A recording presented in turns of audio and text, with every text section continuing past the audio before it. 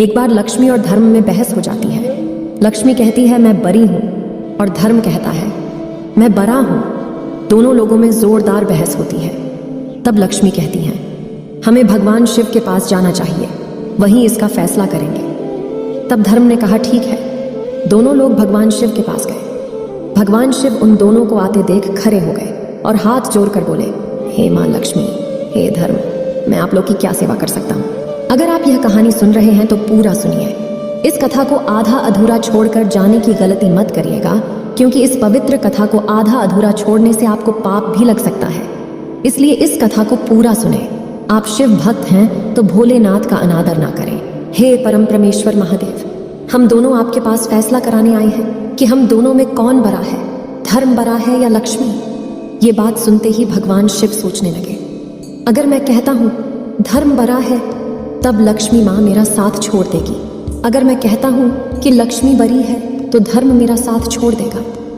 तब भगवान शिव ने एक युक्ति निकाली और कहा कि माँ मुझसे भी अच्छा फैसला, मुझसे भी सही फैसला एक राजा कर सकता है। तब माँ लक्ष्मी ने कहा वो कौन व्यक्ति है। तब भगवान शिव ने कहा पृथ्वी लोक पर ही एक राजा है, विक्रमादित्य, आप उसके पास जाइए। वह राजा बहुत ही धर्मपरायण और बहुत ही दयालु और बहुत ही उपकारी है। वह आपके इस फैसले का निर्णय करेगा कि आप दोनों में से कौन बड़ा है। ये बात सुनते ही माँ लक्ष्मी कहती है ठीक है, हम उन्हीं के पास जाते हैं। अब धर्म और लक्ष्मी महाराजा विक्रमादित्य के पास पहुंच जाते हैं। जब महाराजा विक्रमादित्य माँ लक्ष्मी और धर्म को अपने सामने देखते हैं तो हाथ जोड़ के उन्हें सिंहासन पर बैठाते हैं और कहते हैं कहिए आप लोग की मैं क्या सेवा कर सकता हूँ। हे राजन, मैं और धर्म आपके पास आए हैं। मैं आपके पास आए एक फैसला कराने। तब राजा ने कहा क्या फैसला है। तब धर्म ने कहा हे राजन, आप इसका फैसला कीजिए कि मैं बरा हूं या लक्ष्मी, क्योंकि अगर धर्म ना रहे तो आदमी का जीवन व्यर्थ है, जीने का कोई महत्व नहीं। बिना धर्म के मनुष्य एक लाश के समान है। मनुष्य के जीवन में पूरी तरह खालीपन आ जाता है अगर धर्म ना रहे तो। तब माँ लक्ष्मी कहती है कि हे राजा, अगर लक्ष्मी ना रहे, धन ना रहे तो मनुष्य का जीवन नरक हो जाता है। उसे दर दर की ठोकरें खानी पड़ती हैं, उसे गरीबी में जीवन यापन करना पड़ता है, वो दरिद्र हो जाता है, उसे अथाह दुख मिलता है। तब राजा विक्रमादित्य ने उन दोनों लोग का बात सुना और फिर उन्होंने कहा ठीक है, मैं आप दोनों की बातों को ध्यान से सुना और समझता हूँ। इसीलिए तब राजा विक्रमादित्य ने सोचा कि अगर मैं महालक्ष्मी को मना करता हूँ, कहता हूँ कि नहीं मुझे धर्म बरा है, आप नहीं, तब माँ लक्ष्मी मेरा साथ छोड़ देंगी, मुझसे रुष्ट हो जाएंगी। अगर मैं यह कहता हूँ कि लक्ष्मी बरी है तब धर्म मेरा साथ छोड़ देगा, जो कि मेरे लिए अत्यंत प्रिय है। मेरा धर्म ही मेरे लिए सब कुछ है। तब अंत में आकर महाराजा विक्रमादित्य ने निर्णय सुनाया और कहा कि आप दोनों ध्यान से सुनिए। मेरे लिए धर्म बहुत ही महत्वपूर्ण है, धन से श्रेष्ठ धर्म है, क्योंकि अगर धर्म ना हो तो व्यक्ति के जीने का कोई महत्व नहीं, उसके जीवन में कोई रस नहीं रहता। अगर धर्म ना हो तो वह मनुष्य पशु समान होता है, उसके मनुष्य योनि में जन्म लेने का कोई फायदा नहीं। एक बार के लिए अगर धन ना हो तो भी आदमी जीवित रह सकता है, वह गरीबी में जीवन यापन कर सकता है। धन ना रहे तो भी मनुष्य से रूखी सूखी जो भी कुछ खाकर रह सकता है, अपना जीवन गुजार सकता है। लेकिन अगर धर्म ना हो तो व्यक्ति के जीने का कोई महत्व नहीं है। इसलिए मैं धर्म को चुनता हूँ, मेरे लिए धर्म ही बहुत बड़ा है। राजा विक्रमादित्य की बात सुनकर माँ लक्ष्मी बहुत ही क्रोधित हो जाती है और कहती है हे राजन, तुम्हें अपने आप पर बहुत घमंड है, तुमने मेरा अनादर किया, तुमने धर्म को चुना, इसलिए मैं तुमसे दूर हो जाती हूँ। आज के बाद तुम कंगाल हो जाओगे। ये कहते ही माँ लक्ष्मी वहाँ से चली जाती है। राजा विक्रमादित्य का साथ छोड़ देती है और धर्म महाराजा विक्रमादित्य के साथ हो जाता है। तब देखते ही देखते कुछ ही देर में राजा विक्रमादित्य एकदम से कंगाल और एकदम से गरीब हो गए थे, लेकिन उनका एक घोड़ा और तलवार शेष रह गया था। अब राजा विक्रमादित्य सोचते हैं मेरा यहाँ रहने का कोई महत्व नहीं है, मुझे यहाँ से आगे चलना चाहिए। विक्रमादित्य घोड़े पर सवार होते हैं और तलवार लेकर आगे निकल जाते हैं। रास्ते में जाते जाते उन्हें ध्यान आता है कि रास्ते में ही मेरी बहन है और मुझे बहुत तेज भूख लगी है और मुझे विश्राम की भी आवश्यकता है। इसलिए उन्होंने सोचा कि मैं अपने बहन के पास रुककर कुछ खा पी लूं और विश्राम कर लूं, फिर आगे का सफर तय करूंगा। जब राजा विक्रमादित्य अपनी बहन के महल के पास पहुंचते हैं, तब उस महल के पहरेदार और सैनिक विक्रमादित्य के बहन के पास जाते हैं और कहते हैं कि आपका भाई आपसे मिलने आ रहा है। उस बहन ने पूछा कि मेरा भाई किस हालत में आ रहा है। उन सैनिकों ने कहा कि हे महारानी, आपका भाई घोड़े पर सवार है और फटे हालत में आ रहा है।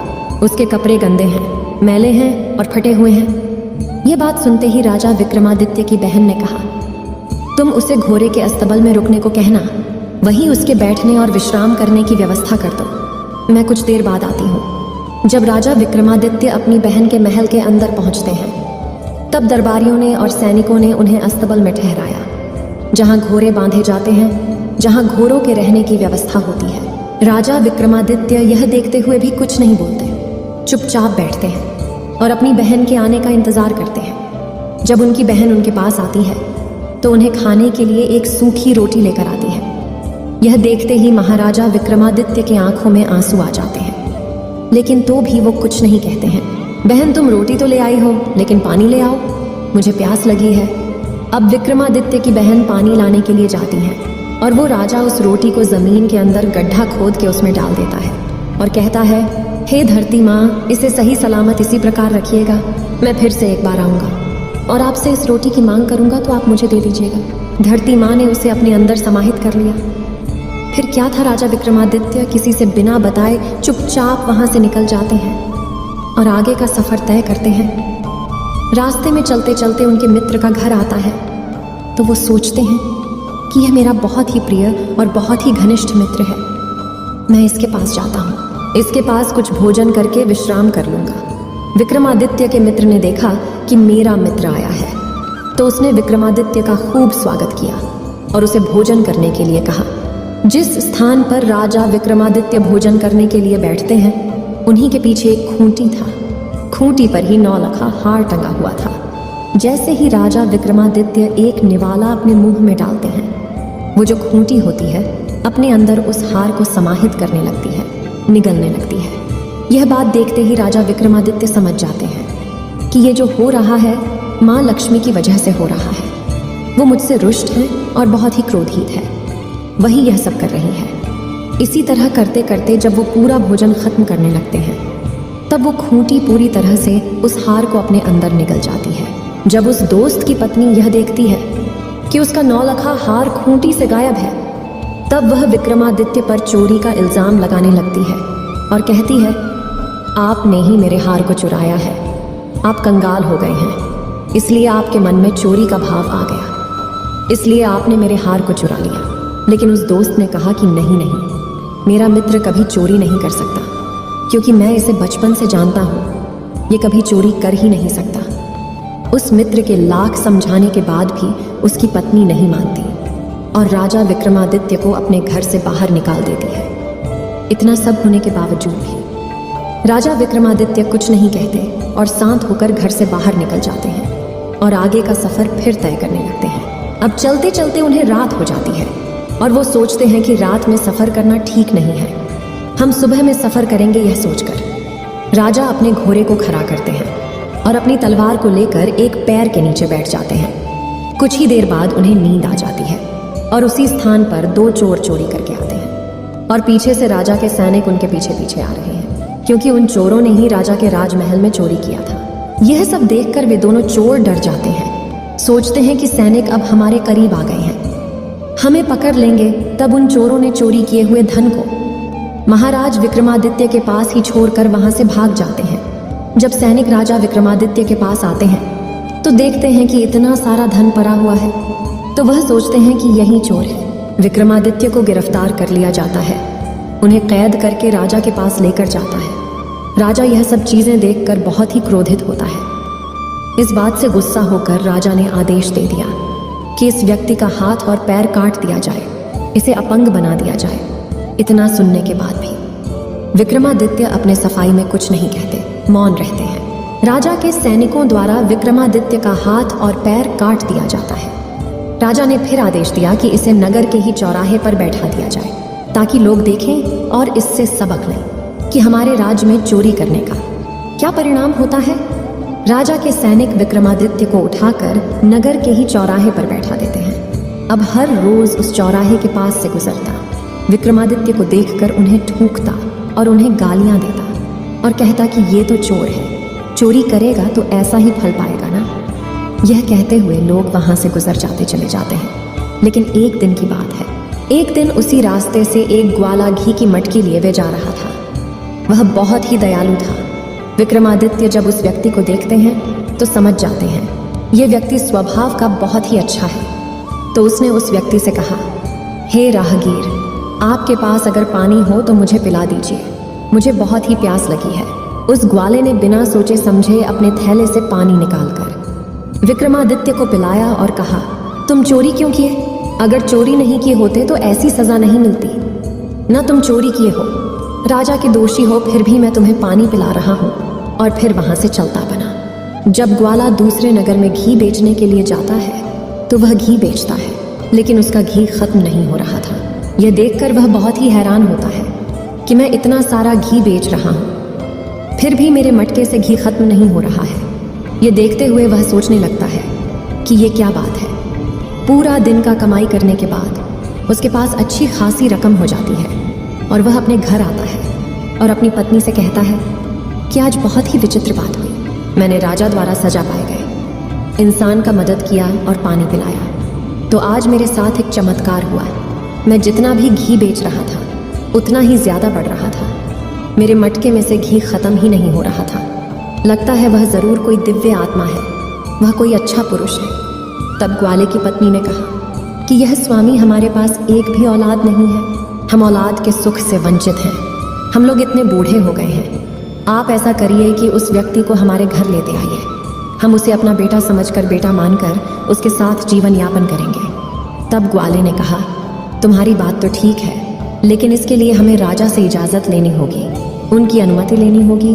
उसकी पत्नी ने कहा, वह बेचारा हाथ पैर से अपंग है, हम लोग के साथ रहेगा तो उसका भी मन बहला रहेगा और हमें भी अपने पुत्र का होने का अनुभव प्राप्त होगा। तब उस ग्वाले ने अपनी पत्नी की बातों को सुनते हुए राजा के पास जाता है और कहता है, महाराज, आपने जिस अपराधी का हाथ पांव काटकर चौराहे पर बिठा दिया है, मैं उसे गोद लेना चाहता हूँ, मैं उसे अपने साथ ले जाना चाहता हूँ। तब महाराज ने कहा, वैसे भी वो हमारे किसी काम का नहीं है, उसके हाथ पांव तो है नहीं और हमारे नगर में बोझ बना हुआ है, तुम ले जा सकते हो, हमें कोई आपत्ति नहीं है। ये सुनते ही ग्वाला भागा भागा जाता है और राजा विक्रमादित्य को अपने नौकर चाकरों की सहायता से अपने घर को लाता है और उन्हें नहला धुलाकर स्वच्छ वस्त्र पहनाता है और भोजन कराता है और कहता है, आज से तुम मेरे पुत्र रहोगे, हमारा कोई संतान नहीं है, हम बूढ़े हो चुके हैं, कम से कम बुढ़ापे में ही हमें संतान का सुख मिलेगा, इसलिए मैं तुम्हें अपने पास लाया हूँ। क्या तुम्हें मेरा बेटा बनना स्वीकार है? राजा विक्रमादित्य ने कहा, हाँ, मुझे आपका पुत्र बनना स्वीकार है। राजा विक्रमादित्य उस ग्वाले के पास उसके लड़के के रूप में रहने लगते हैं। उसी नगर के राजा की जो पुत्री थी वह बहुत विदुषी और बहुत ही दूरदर्शी थी। वह जब भी गाया करती थी दीपक जल जाया करते थे, इसलिए हर शाम को वह गाना गाती, गीत गाती तो पूरे नगर में दीप जल जाते और रात्रि हो जाती। जब सबके सोने का समय होता तो वह राजकुमारी गीत गाकर सारे दियों को फिर से बुझा दिया करती। लेकिन यह सब चीजें राजा विक्रमादित्य देख रहे थे। उन्होंने भी दीपक राग गाकर उन दियों को फिर से जला दिया। ये सारी चीजें जब वह राजकुमारी देखती है तो वह समझ जाती है दीपक को जलाने वाला और कोई नहीं, राजा विक्रमादित्य ही हो सकते हैं, वह इस नगर में है। यह सोचकर वह राजकुमारी बहुत ही प्रसन्न होती है। इसी तरह कुछ दिन बीतते हैं तो राजा अपनी पुत्री का स्वयंवर कराता है। दूर दूर से राजा महाराजा राजा के पास आए होते हैं स्वयंवर के लिए, और उसी समय राजा ने उस ग्वाले को आदेश दिया था कि हमें 100 घड़े घी चाहिए, तुम इसका व्यवस्था करो। अब ग्वाला बहुत ही धर्म संकट में पड़ता है कि राजकुमारी का स्वयंवर है, घी के दीपक जलाने हैं, घी का पकवान बनना है, 100 घड़े घी चाहिए, मैं कहाँ से इतने घी का इंतजाम करूंगा। तब राजा विक्रमादित्य कहते हैं, हे पिताश्री, आप परेशान मत होइए, यह सब मुझ पर छोड़ दीजिए, मैं घी का इंतजाम कर दूंगा। उस ग्वाले ने कहा, हे पुत्र, तुम्हारे पास हाथ पांव नहीं है, तुम कैसे घी का व्यवस्था करोगे, कहाँ जाओगे, कहाँ से लाओगे। विक्रमादित्य ने कहा, पिताश्री, मैंने कहा ना, आप मेरे ऊपर छोड़ दीजिए, आप निश्चिंत हो जाइए, कल राजकुमारी के स्वयंवर में मैं भी जाना चाहता हूँ। जब घी का इंतजाम हो जाएगा तब कल जाते वक्त आप मुझे लेकर चलिएगा, राजा विक्रमादित्य ने कहा। हे पिताश्री, आप महाराज से कह दीजिए कि वो 100 घड़े भिजवा दें, घी का इंतजाम हो जाएगा। राजा के महल से उसका नौकर 100 घड़े लेकर आते हैं और विक्रमादित्य को दे देते हैं। जब रात्रि का समय होता है तब विक्रमादित्य अपने तपोबल और शक्ति से उन मटकों में घी भर देते हैं। जब सुबह होता है, ग्वाला देखता है कि इतना सारा घी तो बहुत प्रसन्न होता है। तब वह जान जाता है ये मेरा पुत्र बहुत ही दिव्य है। ग्वाले खौसी खौसी 100 घड़े घी को राजा के पास भिजवा दिया। अब वह राजकुमारी के स्वयंवर में जाने के लिए तैयार होने लगता है और अपने पुत्र को भी तैयार करता है। राजा विक्रमादित्य को नहलाता धुलाता है और स्वच्छ और सुंदर वस्त्र पहनाता है और अपने साथ और अपने नौकर चाकरों की सहायता से विक्रमादित्य को अपने साथ ले जाता है। उस राज दरबार में दूर दूर से राजकुमार, राजा, महाराजा आए हुए थे। सब सिंहासन पर आसीन थे, लेकिन जो राजा विक्रमादित्य थे किसी एक कोने में बैठे हुए थे। जब स्वयंवर का समय आता है तब राजकुमारी उस महल में पधारती हैं। हाथ में जयमाला लिए हुए राजा विक्रमादित्य का तलाश करने लगती है और सोचने लगती है, मैं विवाह करूंगी तो उन्हीं से करूंगी। मैंने उनका गाना सुना, वह इसी नगर में है। अगर इसी नगर में है तो वह स्वयंवर में जरूर आए होंगे। यह सोचते हुए राजकुमारी उनका तलाश करने लगती है, लेकिन उन्हें राजा विक्रमादित्य कहीं नहीं दिखती। फिर उनकी नजर कोने में पड़े एक व्यक्ति के पास जाती है। उस व्यक्ति के चेहरे और शरीर से अलग ही आभार प्रकट हो रही थी। यह देखते हुए वह राजकुमारी समझ जाती है कि हो ना हो यही है राजा विक्रमादित्य, और बिना कुछ सोचे समझे राजकुमारी जयमाला लेकर आगे बढ़ती है और विक्रमादित्य के गले में पहना देती है। उन्हें अपने वर के रूप में चुन लेती है। उस दरबार में आए हुए राजा महाराजा देखते हैं तो क्रोधित हो जाते हैं और महाराज से कहते हैं, महाराज, आपने हमारा अपमान किया। अगर आपको पता ही था कि आपकी पुत्री एक अपंग, एक अपाहिज से शादी करने वाली है, उससे विवाह करने वाली है, तो आप हमें यहाँ पर क्यों बुलाए? आप हमारा अपमान किया। यहाँ बुलाकर तब राजा ने कहा, दूर दराज से आए हुए सभी राजाओं, राजकुमारों से विनती किया और हाथ जोड़ कर कहा, हमें माफ करिए, मुझसे गलती हो गई। अब क्या किया जा सकता है? यह नियम है कि कन्या ने जिसके गले में वरमाला डाला है, विवाह तो उसी से होगा। इसके लिए मैं आप लोगों से क्षमा चाहता हूँ। आगे पीछे हार मानकर राजकुमारी का विवाह राजा को विक्रमादित्य से ही कराना पड़ता है और उसी के साथ उसके ससुराल को विदा करना पड़ता है। अब राजा विक्रमादित्य अपने नववधू को लेकर उस ग्वाले के घर चले आते हैं और रहने लगते हैं।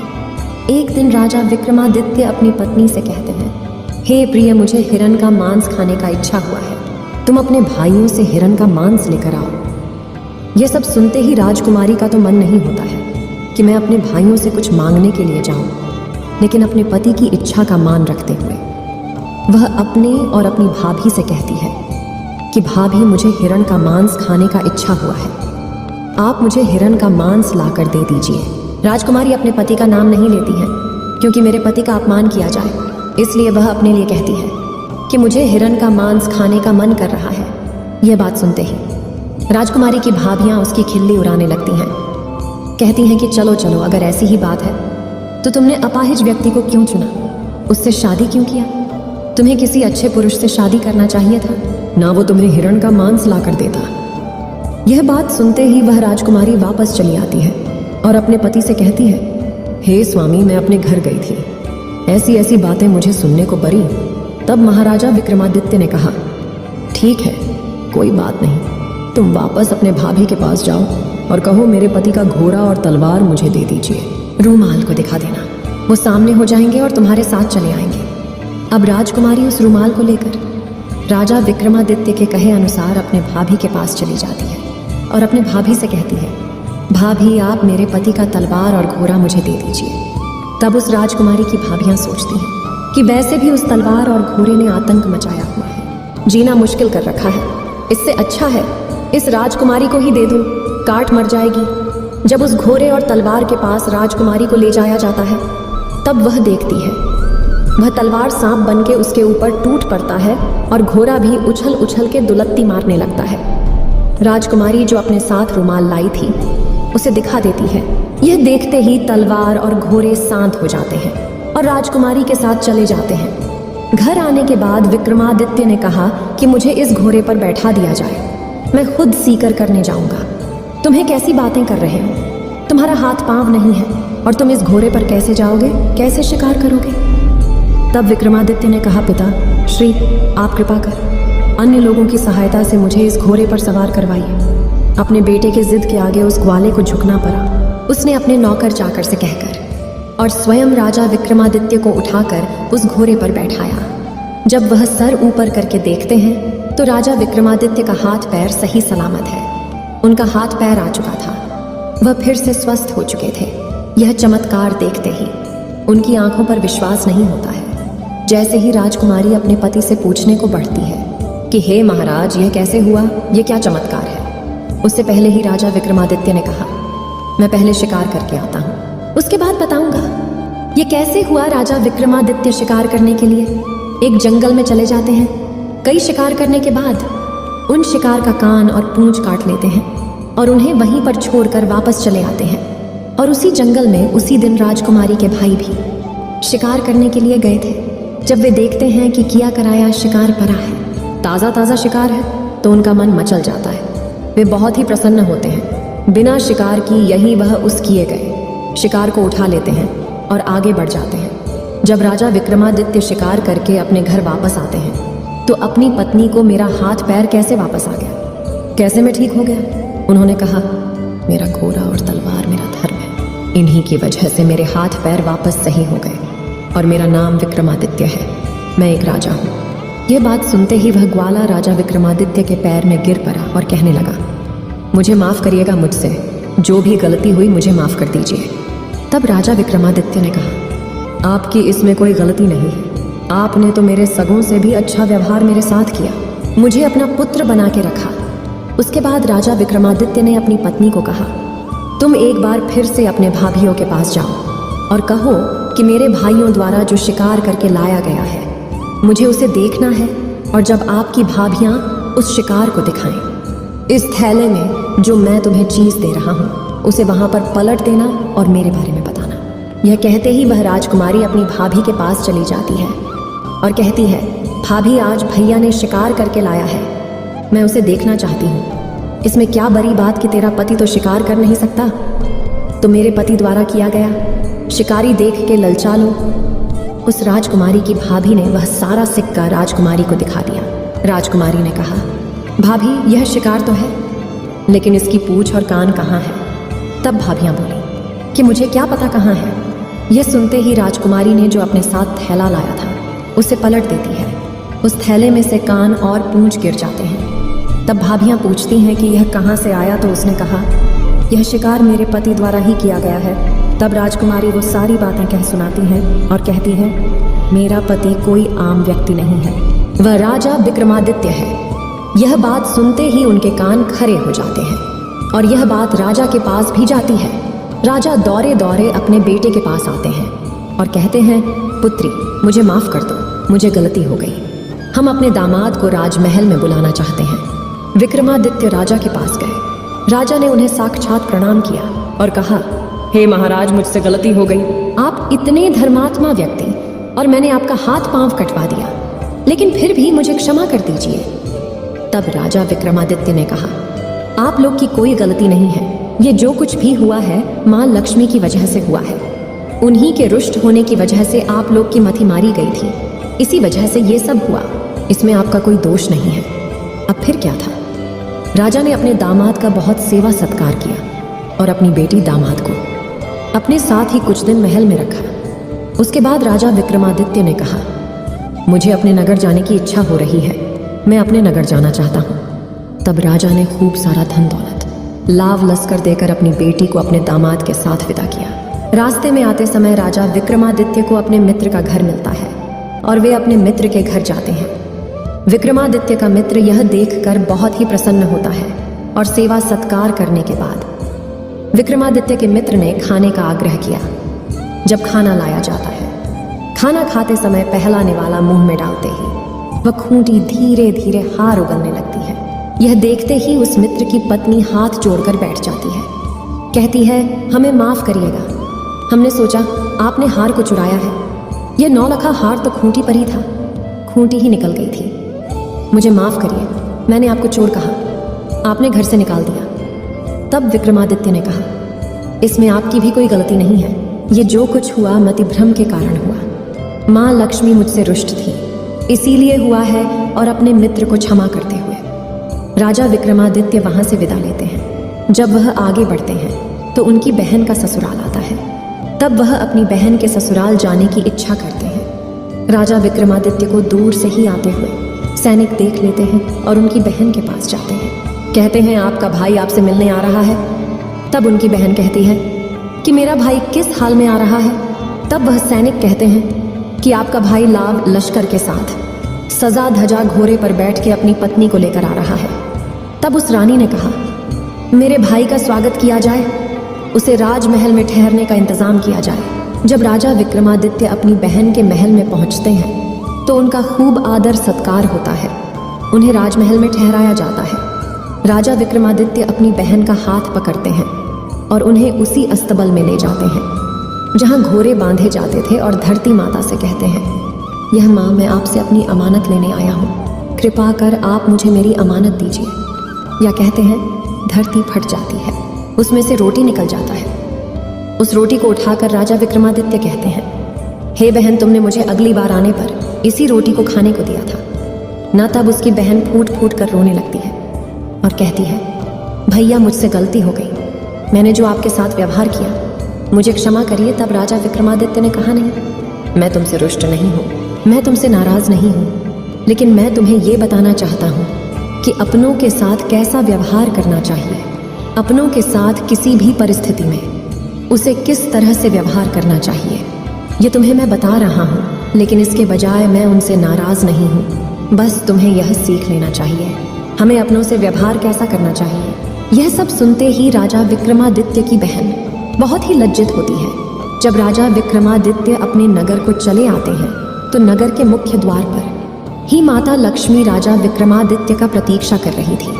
हे विक्रमादित्य, मैंने तुम्हारा खूब परीक्षा लिया, तुम्हें खूब प्रताड़ित किया, लेकिन फिर भी मेरे इस परीक्षा में तुम सफल रहे। मैं मानती हूँ कि धर्म सबसे बड़ा है, मुझसे भी बड़ा धर्म है।